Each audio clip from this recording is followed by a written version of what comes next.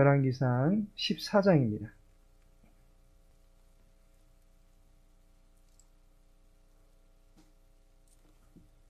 열왕기상 14장 17절에서 18절까지의 말씀입니다. 열왕기상 14장 17절 18절 함께 읽겠습니다. 여로보암의 아내가 일어나 디르사로 돌아가서 집 문지방에 이를 때에 그 아이가 죽은지라. 온 이스라엘이 그를 장사하고 그를 위하여 슬퍼하니 여호와께서 그의 종 선지자 아이야를 통하여 하신 말씀과 같이 되었더라. 아멘. 오늘은 본문의 말씀 통해서 말씀과 같이 되었더라, 말씀과 같이 되었더라 라는 제목으로 함께 말씀 나누고자 합니다. 뇌신경 심리학자인 이안 로버트슨 교수는 승자의 뇌라는 책을 통해서 재미있는 이론을 발표합니다. 사람이 권력을 쥐면 뇌가 바뀐다라는 것입니다. 권력에 중독이 되면 목표 달성과 자기 고집에 집중한 나머지 공감 능력이 떨어지게 되면서 타인을 배려하거나 타인을 이해하는 그러한 뇌의 기능이 현저하게 떨어지게 된다라고 하는 것을 밝히고 있습니다.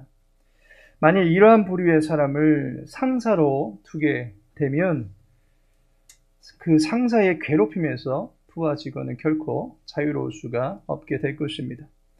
감정의 기복이 심하다 보니까 기분에 따라서, 상황에 따라서, 자신이 처하게 될 입장에 따라서 말의 앞뒤가 바뀌어지기 일쑤입니다.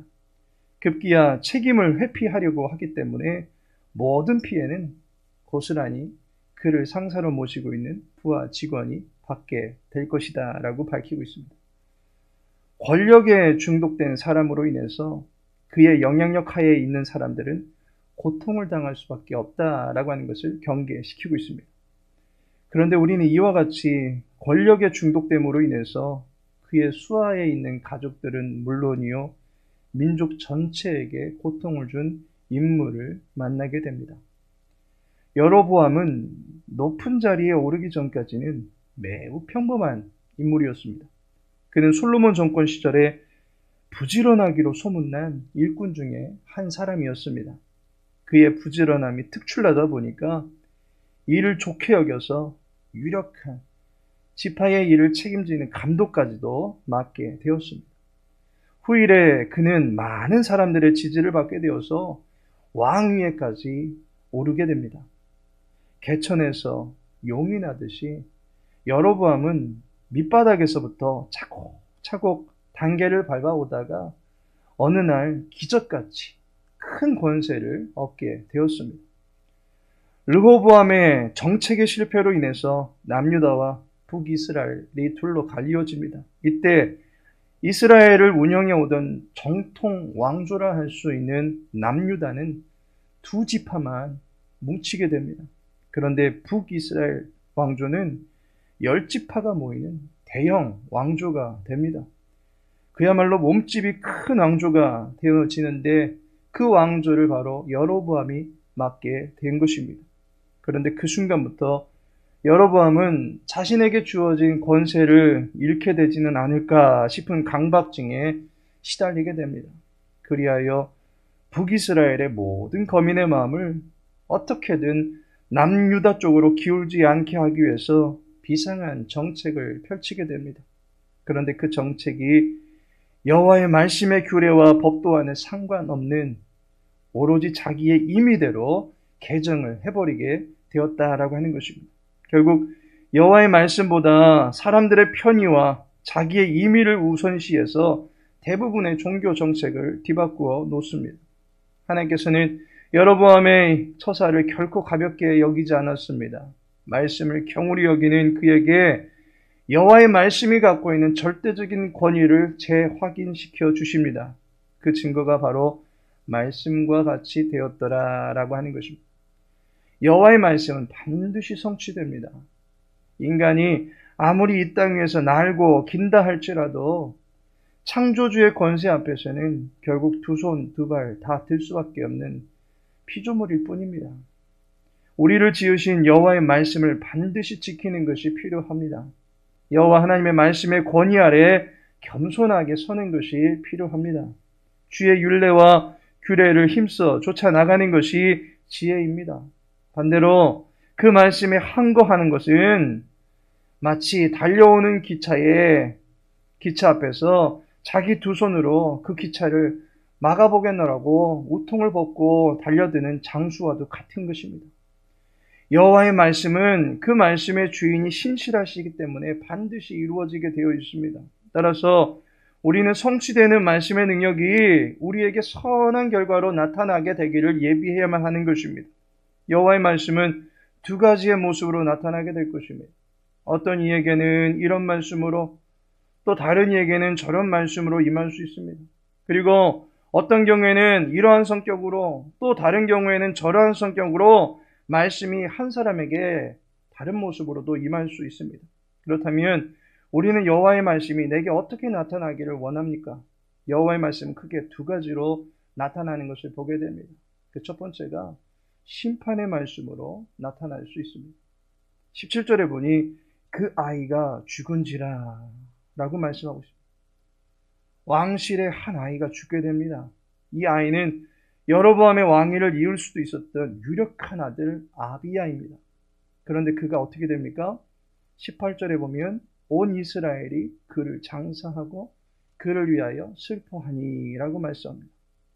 온 이스라엘이 이 왕의 아들의 죽음을 애도하고 있습니다.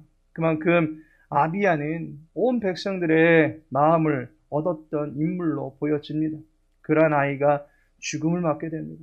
이 죽음은 아히야 선지자를 통해서 말씀하여 주심으로 인해서 여로보암의 아내가 이미 그 말씀을 들은 바 있습니다.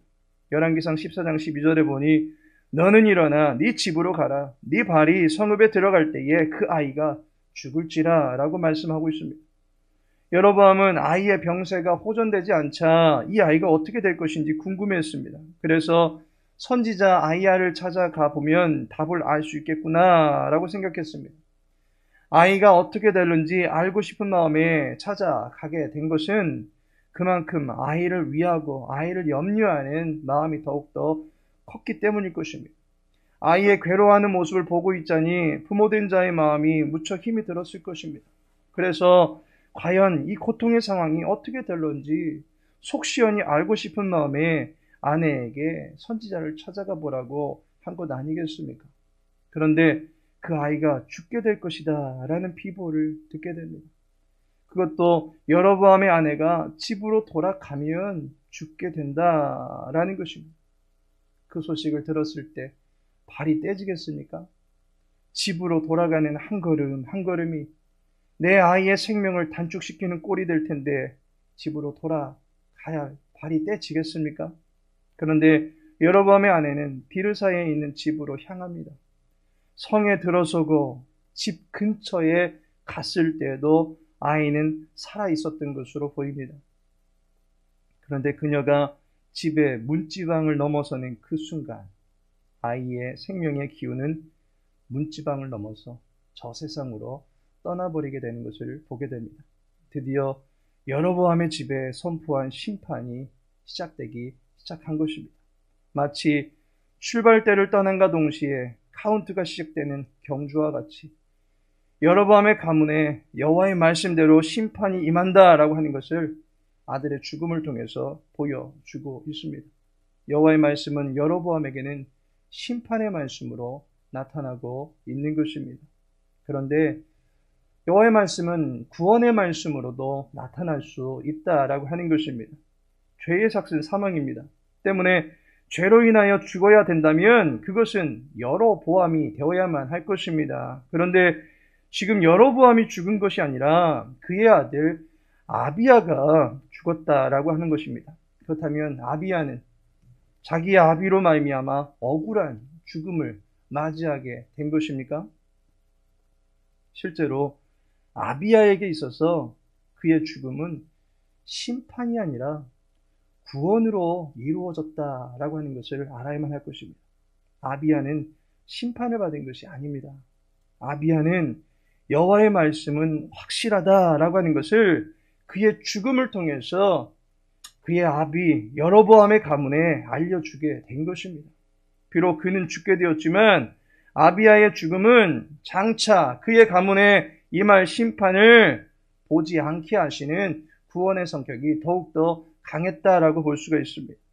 여호와의 노를 격발한 여로보암으로 인해서 여로보암의 가문에 속한 사내들은 싸그리 죽임을 당하게 될 것입니다. 가문 내에 대대적인 죽음의 그림자가 드리워지게 될 것입니다. 그리고 그 죽음의 과정이 결코 예사롭지 않다는 것을 보게 됩니다.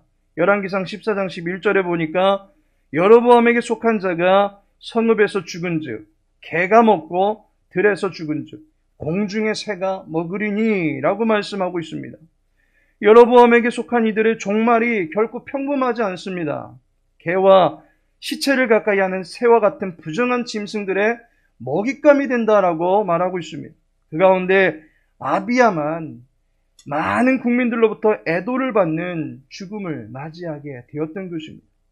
그렇다면 아비야는 심판의 죽음이 아니라 심판을 면하게 된 안식을 맞이하게 된 것입니다. 이제 남아있는 여로보암 가문의 사람들의 죽음이 매우 비극적이고 불행하게 이루어질 것입니다.